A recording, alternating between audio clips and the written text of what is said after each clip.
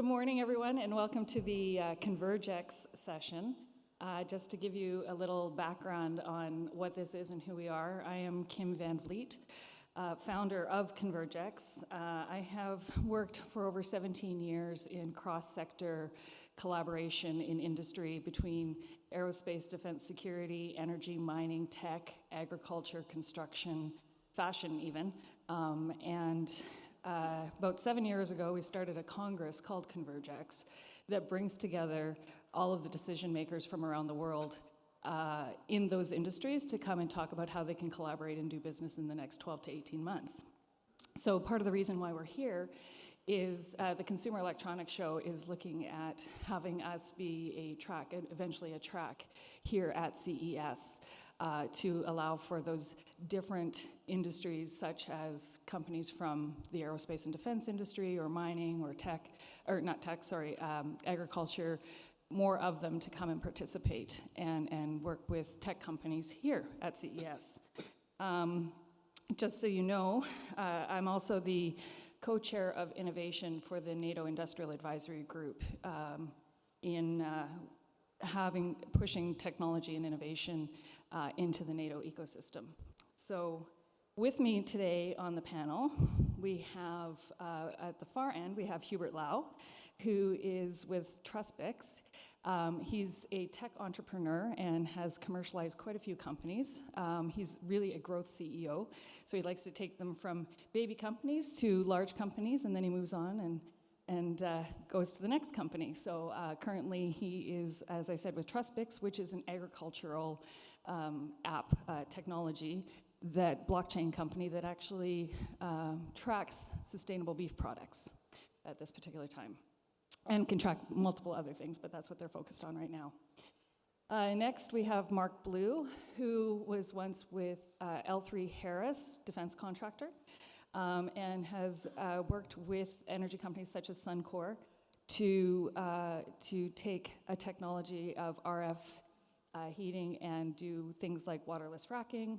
And I'm really simplifying it, I know, Mark. That's fine. And so his expertise is a lot on that cross-sector, taking defense technology, merging it with energy technology, and creating something new. And then right here, we have John Sheehan, who is currently with Amazon Web Services, previously was with Lockheed Martin Skunk Works, and has done a lot of work with drones, tech transfer, collaboration on a variety of different projects amongst taking defense technology and putting it into energy, mining, and a variety of other industries. So that's our panel that we have with us today. We are going to make this work like a real ConvergX. And so ConvergX, what we do is we like to engage our audience as well. So as we have these discussions, think of some questions. One of our colleagues, Phil Klavorek, I can't see him, but he might be waving back there. Yes. We'll have a mic, so if you have a question, just raise your hand, and he can bring a mic to you and answer the questions. But first, what we'll do is we'll start off with having the panel start to lead the discussion to stimulate some thoughts and ideas with yourselves. So to kick it off, just a quick question, and again, I'm not going to be able to, I'll have to do this. Is there anybody here from the defense industry? One. How about agriculture? No. How about, one. There we go. Oh, and mining? One. One. And how about insurance? There we go. One. And automotive? There a couple. All right. So great. So to kick off, I'm going to dump a really big question on you guys to start the discussion going. So right now, with everything that's going on and the global issues that we're facing, of course, the big one that's on everybody's mind is the Russia invasion of Ukraine. But the other ones that we're seeing a lot of are food shortages, water shortages, fuel shortages for a variety of different reasons, supply chain issues. So one thing we need to do is we need to look at innovation. And we need to look at it from multiple sectors. We can't just look at where we're going to get our technology or resources from one industry. And so usually and traditionally, innovation and diversification has come from the defense industry or from the government. And they've typically done it fairly fast, but we're now hitting a point where industry is far outpacing what's going on in the government. So we're having to look outside. Government's having to look more towards industry to find these solutions. So what do we need to do, or how should we be looking at taking innovation from other industries? How can we collaborate a lot more effectively and efficiently to accelerate what needs to happen so that we can do what we need to do and keep things moving smoothly? I want to kind of frame that a little bit more in terms of question, because what is innovation in terms of definition? Because everyone has different definition. Yep. Okay, so one of the things that we talked about before is that there's a difference between invention and innovation. Invention is where you come up with a brand new idea. Innovation, quite often in what we talk about, is taking ideas from different sectors, different areas, different solutions, and maybe repositioning it for a new innovative way of doing things or an innovative application. So I just want to kind of frame that for us first, and then I'll pass it to the other panelists to start first, because they're the smarter ones. I just wanted to say a few words, so I had said something on the panel. Yeah. You want to go first, John? Yeah, sure. So, I mean, look, Hubert, I think that's right, and it comes down to the difference between innovation and invention. Just as you were talking about, it's taking something from one place to another. And so what ends up happening is what prevents that? What are some of the barriers? Some of the barriers are we end up in industries, we end up in our own echo chambers with our own group of people thinking the same way, talking to the same people that are trying to solve the same problems with the same things. And innovation, if you look historically, tends to be people understanding a problem in one industry, but not necessarily being tied to the think of how that problem has been solved or is trying to be solved in that industry, and being able to talk, usually in informal ways, like you do at ConvergX, or frankly around a dinner or at a bar, to be able to say, this is the problem I have. This is the challenge I'm trying to do. And to be able to communicate that to other people in other industries and have a give and take of different pieces you can put together. And also having the courage to try and say really potentially stupid things. You need to have that courage to do that, to then work through, okay, well, will that work in that industry? Why not? Let's do the math. Let's figure these things out. And frankly, to your point, Kim, what stops us a lot so often is we lack the ability to get into those informal conversations with people and be able to bring the context of, this is what's going on, these are the core problems, this is the challenge with where we're at now. How do I bring something in from another area? How do I bring in technology from CES or other tech areas into a defense area or a mining area or an agricultural area that is probably fairly siloed in how they've been thinking about that particular problem? Well, and I think there's a language barrier too. Yeah, I was going to say, I was going to follow up with that. There's terminology barriers, right? Language barriers. I mean, you can have our favorite three-letter acronyms that, our defense background, you live for it, but it's also extremely commonplace in commercial practice.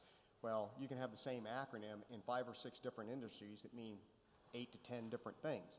So there becomes a communication barrier. And even with the glorious, wonderful information availability we have on the web these days, if you don't have the right terminology, if you just seek an acronym, your chances of finding what you're looking for are pretty slim.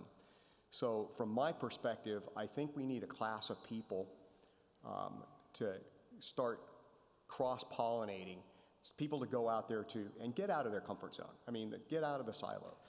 Move into other areas, go to other conferences, have discussions with people from other backgrounds, other industries, other perspectives, and start understanding what the language terminology is, because there needs to be a class of interpreters, right? So like if you go to a foreign country, you want an interpreter because you don't understand the language. And you can speak with an accent as loud and volumetrically as you can, and they're still not going to understand you. So you need to have that interpretation, you need to understand, and we need that group of people that are, I like to call it, a mile wide and an inch deep, but span a very, very broad basis of experiences and exposures. And from that, they can start connecting the dots, and they can reach out and start networking people and doing exactly what John's saying. Let's go have coffee, let's go have a dinner, hey, let's go have a couple of beers, let's go, eat some wings, shoot pool, whatever the context is. And you see it here and there. I mean, it goes back. I mean, I don't know how many people here have read The 10 Faces of Innovation. We've talked about it before. But the cross-pollinator is one of those faces. And from my perspective, as we move forward to advance innovation, the cross-pollinators need to be much more active. That group of people needs to expand, and they need to get a lot more active. And quite frankly, industry need to support them to go out and gather that information. And you're starting to see that with some of the moves that you're seeing in the defense industry and some of the other places to be able to be supportive in terms of early phase development and in the outreach to other industries. But exactly to your point, you need somebody who's a champion on the inside. You need somebody who, in whatever that industry that's looking for it, can share the context and can bring in this other piece and explain how this could work, why it's worth the investment and the time and the money. Absolutely. Well, I just want to interpret what they just said. So what I'm hearing is I come to Vegas, I have the reason to use up my expense account because I am cross-pollinating with other industries, and that it is really, really okay to spend all that time with everybody and explore different parts of Vegas. That's what I just heard. It's awesome, right? Yeah, but to add to that, though, and on a serious note, is then we drive that with where's the money? Right. So there's a lot of discussions, and why I ended up building many different technologies, commercializing them in different industries, right? From finance to law enforcement, fell into agriculture by accident, and it continues those journeys is because at the end of the day, we always ask ourselves, who's the end customer? Who's going to be paying for this? How are they going to pay good money for it? Because if you're doing innovation or inventions, you're going to have always look at the time it takes for you to do that, all the money and effort that you put in, your opportunity costs, and is it a prevalent and urgent problem that you're solving? Because we've had lots of discussions, and when we talk about things like the global economy with the environment, all those, everybody says you should do this, but there's no urgency. So there's not enough speed in making it happen for you. Mm-hmm. And I think that sense of urgency, as Kim mentioned, is starting to catch up with what's going on in the world, and all of the side effects and ramifications of the war in Ukraine. Critical minerals, agricultural products, fertilizers, energy, oil, gas, and it ripples because we are now an integrated global supply chain. Everybody touches everybody else, unlike any time in the history of mankind. We are terribly integrated, so if there's an event somewhere in the world, it propagates quickly.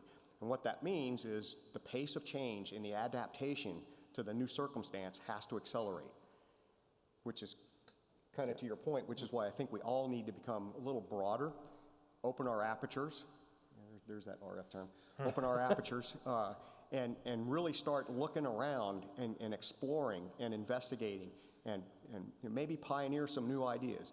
And again, we're talking innovation, not invention, right? So, and innovation, you basically reapply knowledge, technology, whatever. Innovation doesn't necessarily have to be a piece of hardware or a piece of software.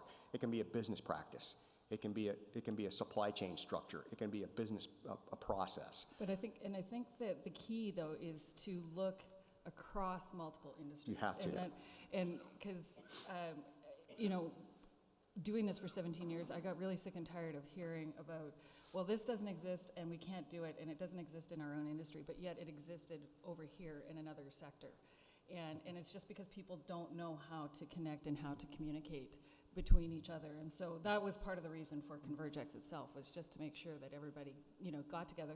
Because when you're dealing with a lot of decision makers too, there's ego that's involved in there. And so they're sometimes embarrassed. They don't want to show that they don't know anything about that particular industry. And so this was really about breaking down those barriers so that people felt comfortable going, I have no idea what upstream means in energy, or I have no idea what RF heating is in defense. So they felt that they could ask those questions.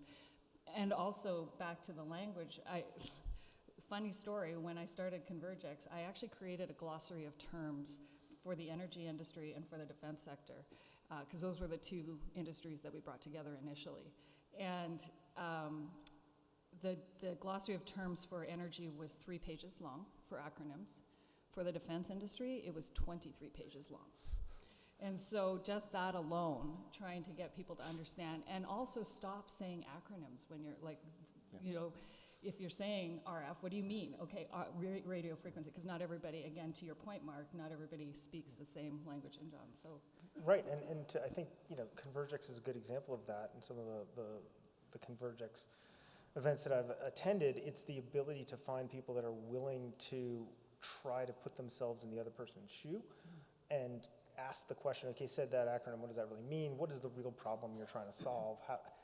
How can I be that interpreter to understand from my industry the pieces that I can apply, right? Because the data's out there, there's information.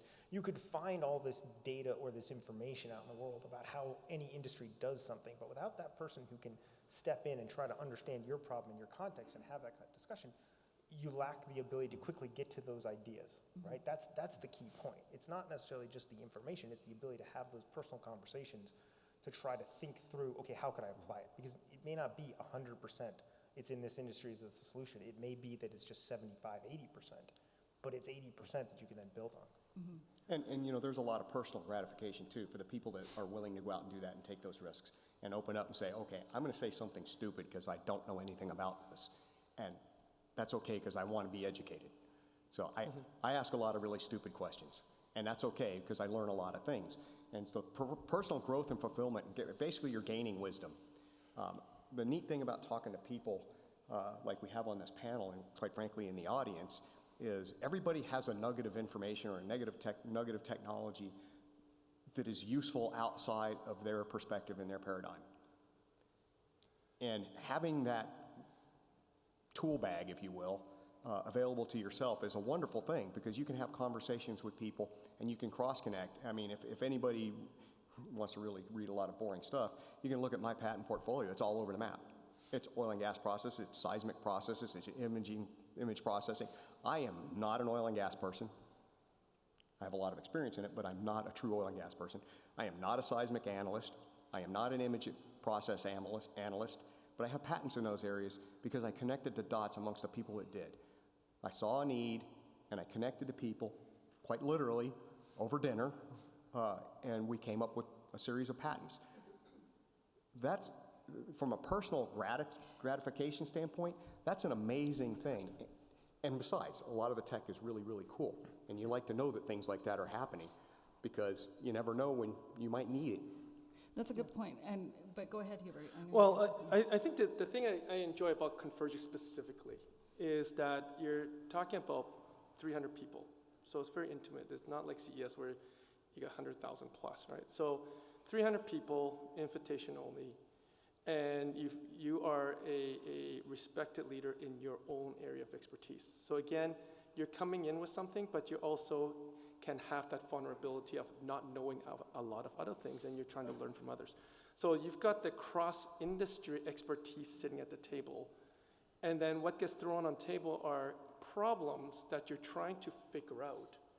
And what happens is that as these leaders start opening up and saying, these are some of the challenges we're trying to face, you go around the room and you all of a sudden hear similar challenges in other industries. So one is you're unlocking similarities of a problem. So now you got the problem definition. On the other end, you also say, oh, wait a minute, over here, in this particular industry, we've solved something similar to that, not exactly, and then all of a sudden you've got other solutions popping up, bubbling up, and then you're looking and say, oh, how can we repivot this for these? So if I recall, Kim, and correct me if I'm wrong, I think, ConvergX Congress has been going for 7 years with that, 2-3 year blip in the middle for COVID. Mm-hmm. And how many deals have been done? Something like 40 innovation deals, meaning that is, gone start. And each one is what, minimum between 5 mil into like 100 plus mil? Yeah. Like on an innovation project. So this is not the end goal. This is just the start, but the decision makers are there and they're signing the MOUs right there on the fly. And so it is even beyond that water cooler effect, beyond that, talking at a bar, because there's a lot of talk, a lot of BS. Like in our industry, BS is everything, right? Everybody talks about bull ass. So really what it comes down to is actions. And how do you drive those actions? You need to have those buyers, and again, follow the money, and the money is at the table signing those deals. Right? Yeah, no, Yeah. absolutely. And it's interesting because people get a little, they're timid about attending ConvergX sometimes because they don't feel that their technology can cross into another industry. They don't understand it because they're like, I don't understand that industry well enough to know whether or not what I have or what I need I can get from that industry. So I think one of the biggest things that people need to do, especially with innovation and going cross-sector, is to not worry about knowing everything about the industry that you want to go into. It's about having a thought that just know your technology, know how good it is, what it can do yourself, and then about asking and talking to other people, well, does the agricultural sector need something like this, or does the mining sector need something like this? You don't need to know those industries. There's plenty of people who understand those industries and where the technology can be of value. It's really important for you just to really know your own tech itself and where you think it can go. And have an open mind and be willing to have a discussion. Well, and to get past just the talk, to Hubert's point, it's also about you learn by doing, right? That's my nature from my time at Lockheed and Skunk Works. You learn a lot from prototyping, from trying, from being able to set up clear expectations of, okay, I think this will work over here. A smallest minimum viable product looks like this. I need to get funding from some agency or some entity or some corporation to go do a prototype, and it's okay. I mean, you don't want to fail all the time, but failure is a part of innovation. And so being able to do that, to get past the talk, to say, I think this will work, I've done the math, here's how I prove it, or I learned something in doing it. You learn a lot in those failures that then leads to other things. It's a journey. It's not a one-step. You're not going to sit around with 3 people at the bar and solve everything. You're going to start at 3 people at the bar or at the coffee table and start that process. That next process then becomes, how do you get that prototype? How do you get that funding? How do you find the right decision makers who can do that? And how do you find the opportunities, whether it's in the U.S. government or others, that are going to fund some of those things if you're trying to cross from commercial into defense or in the public sector? And when it happens, it cascades. It snowballs. It's not a linear thing. It just goes exponential. If you hit on something, you will know it pretty quick because you'll watch your network expand really quick. You'll watch the ideas come flowing like crazy. And it's a very unique experience. Well, and the tech that you've started with, so what you're using in your particular industry, as soon as it goes into another industry, might get slightly modified, right? Because that's the point. That's the additional R&D. So it might get slightly modified and reapplied in a new way, but it'll still be the basis of. And there might be a tech. third industry application that comes out of that change. 100%. Yeah. Absolutely. Were you going to say something here? No. Okay. Yeah. Awesome. So we are going to open it up for questions. And Phil is standing there. He's standing at the back. I think you have to turn on the mic. That one right up front. Yeah. Okay, so I'm going to take executive privilege here and ask the first question in a roundabout way. So my name is Phil Dvorak, and I do the economic development for Clark County, which is where we're at currently. And thank you for spending your money locally. So a couple of things I look at is I'm very in business development. And I think what you guys are talking about up there goes directly towards connection and making connections with the right people in order to make money by selling your tech or potentially selling or developing your tech into various industries that you may not be aware of that are looking for that kind of information or needs. So I guess part of what I look at when I see ConvergX and the opportunity within ConvergX is meeting people to either look at, and there will be funding probably to help bring forward to solve and produce your tech as well. So let's not forget that. So I'm going to try to keep it focused on the connection. And when you have a connection, like in the, say, oil and gas sector that you've never even thought about, whether it's the United States, Canada, or wherever around the world, you're looking at an opportunity that becomes a global opportunity. And I think a couple of the panelists also mentioned be able to take some of that tech and transfer it into something else that maybe that becomes another IP for you. So my question comes down to is, from a business standpoint, the value of the money is not necessarily the connection, it's where the connections bring together, correct? Is that how I see it? Or is that Yeah, no, I think Yeah. you're spot on, right? It's the ability to go past just those connections, but then to get those connections to go do something, actively go do something, prove something out, and it enhances your IP, right? To your point, Phil, you're then proving that that technology can or cannot work, that it can unlock value, that that IP has new value in a new industry that you may not have thought of. And it also may, to your point, also have the potential for other funding sources, be that in the US government or others, or an industry that are willing to put forward that money to help you develop that IP, and then also it enhances the value of it. And there's funding all over the place. So just if it's a U.S. tech, you don't necessarily only have to look at funding opportunities in the United States. It can be, for example, I know there's a new funding program in Switzerland that is open to all technology around the world. They're really looking at what tech is out there. So you really have to get broad with where you're looking for funding too. And I many think of the, those, sorry, John. I was just going to say, many of those funding technologies will also allow you to maintain the IP. Yeah. That's a key part Yeah. of that. Yeah, don't forget control of the IP. ever. Exactly. And what we always do is when we go into sort of prototyping or piloting, we always make sure there is a potential commercialization partner there. Our end buyers or the whoever's going to benefit and pay long term is at the table, because otherwise it's a really good, academic exercise which does not translate to sustainable long-term business. Fantastic. Go ahead.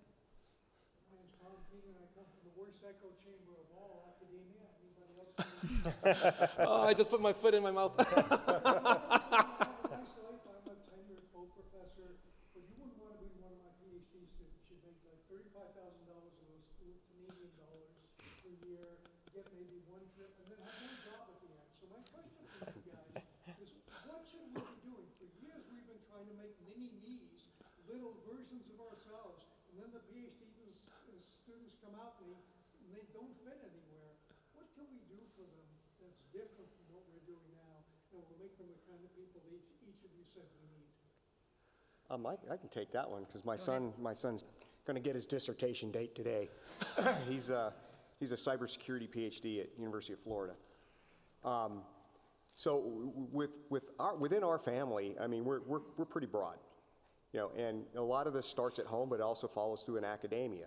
My son is unfortunate enough to have a mechanical systems engineer for a father and a software engineer for a mother. So his undergraduate was mechanical engineering and a minor in computer science, because he wanted to make us both happy. So that's a good start, right? Because those are two very diverse backgrounds. But in robotics and drones and things like that we've talked about, they come together. So he decided to go get his master's, and he's got his master's in computer engineering. So, okay, now he's starting to connect the dots, right? He can write code, he can design mechanisms. Now he's doing some of the computing architecture, and now he's getting his PhD in cybersecurity. In addition to that, he chose a topic in his PhD program. It's specifically in acoustic cyber, so speech cyber, deep fakes, things like that. He wound up moving into medical because he had to understand how the human voice works, right? So how does the voice box work? Not that way. No, not that way. That wasn't me, I promise. So he diversified. I'll wake you up. Yeah. So he diversified and got a lot of biological background. And then because he had to do his work, he wound up learning CFD, back to the mechanical engineering to build a model. And then he built an electrical model of it because the CFD model was too slow in running, but the electrical model was better. So he, as he's been growing, he's leveraged his technical background from mechanical, software, went and learned some electrical engineering, some biology, and so he's kind of expanded his repertoire. But because he's got parents like me, he's also interested in things like CES. I mean, he was going to come last year and just surf the floor, just to see what's out there. And so whenever there's a process or a technology, senior design fairs, I mean, I judge my local university senior design fair just to see what's out there in all the different disciplines. What are people thinking about? So it's literally just having an inquisitive mind. Well, I think it's to that, but also to your question, I think it's, again, you learn by doing. Some of that doing is not just a project. It is doing on a program. It is, to your question directly on what would you be doing to make candidates that aren't just mini U's, more things that have industry engagement and government engagement, that are sponsored research, that cross that path where you're doing a program and you're understanding how the business side of it works, right? Exactly. Not just to the technology and the information and what can you, but it is the how do you do the other pieces to unlock a value? Because that's really what you're talking about. How do you unlock value? The more that you know, the more you do. So the more you're going to do by those things, the more you're going to understand how things get outside of the echo chamber maybe of just a university, and how does that bigger system work, and how do you unlock value for others? Yeah, and my son has actually done a couple of startups with his advisor and some of the other students. So, I mean, that's a great point. Well, I was I just think- going to add to that because in our area, like I advised quite a few universities in Alberta there, and like my son just graduated from mechanical engineering, right? Minor in aerospace, so there you go. But the idea there was the first thing he came out and says, well, Dad, I want to learn how to commercialize businesses, so commercialize ideas. And so that's why he's working in our company right now as a grunt. So he gets paid less than minimum wage, and I think we're still paying him too much because we're trying to teach him, if you think in terms of how much you make an hour, you're never going to get super rich. You got to be thinking in terms of how you're building your assets. How are you taking what your ideas and really make it into something that's worth a lot, and people will pay you for it over and over and over and over again. So part of what we talk about in the universities and technical colleges is mentorship on entrepreneurship. What does it mean to be an entrepreneur? What does it mean to be commercialization? How would you actually tell the story of your idea in a concise way that those of us who don't have PhDs can understand it, right? Well, Yeah. sorry. No, go ahead. And to that point, and Tom, to your question as well, there's usually when you go down the path of innovating or creating something, sometimes you tend to get tunnel vision on that, and PhD students and inventors and everybody do this, and when they're asked to slightly change or modify something, and we see this often when defense contractors go to educational institutions to work with them on particular projects, and they require that they say this is the specs, this is what I want done. The universities come back, go, yep, perfect, we'll do that. The defense contractor will come back 6 months later to check in on them and see how it's going, and the project's completely gone off in another direction because the researchers and the students are going, well, yeah, this is the way we think it should go, and they're not thinking of the business case behind it. And the contractors definitely wanting they're wanting to use it, they're wanting to take it out and put it into industry. So it's really important to Hubert, what you keep preaching, the whole what's the business case behind this innovation and what we're doing. So I think that. Well, and Kim, sorry, I was going to say, you may not be able to see me. I have another question over here on the right-hand side. Okay, perfect, go for it. You probably can't see me.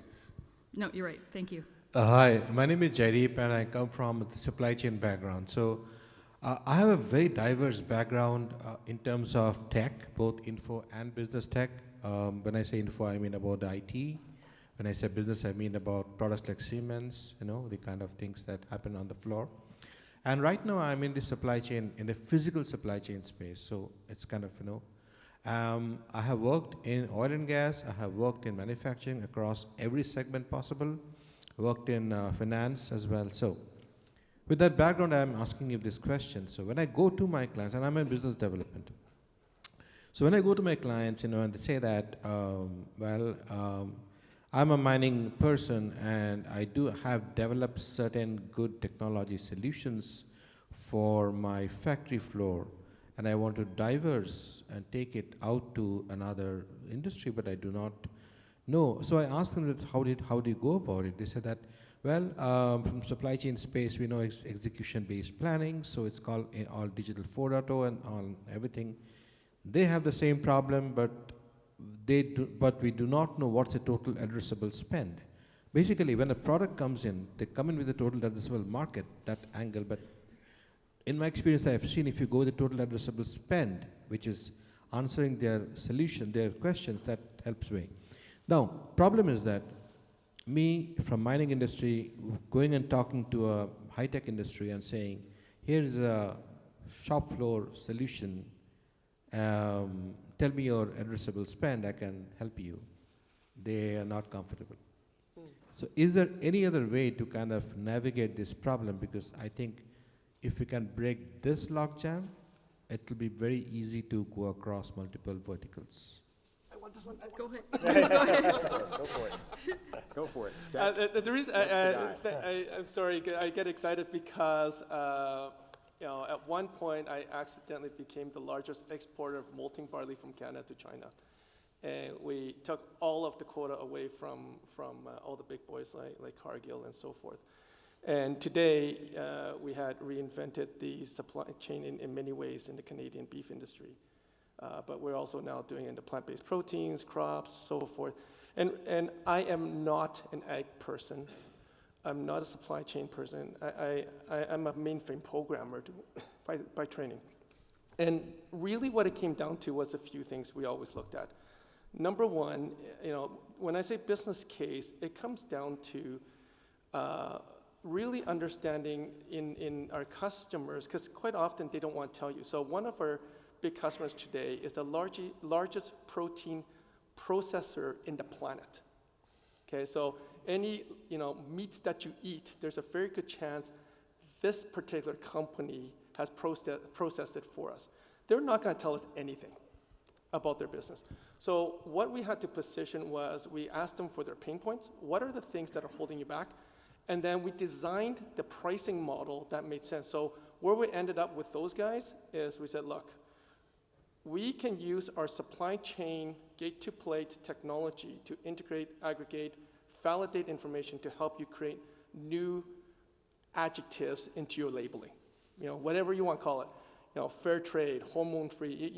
You come up with something, we'll validate those to make sure it's right. And we're going to help you create the new product lines on those.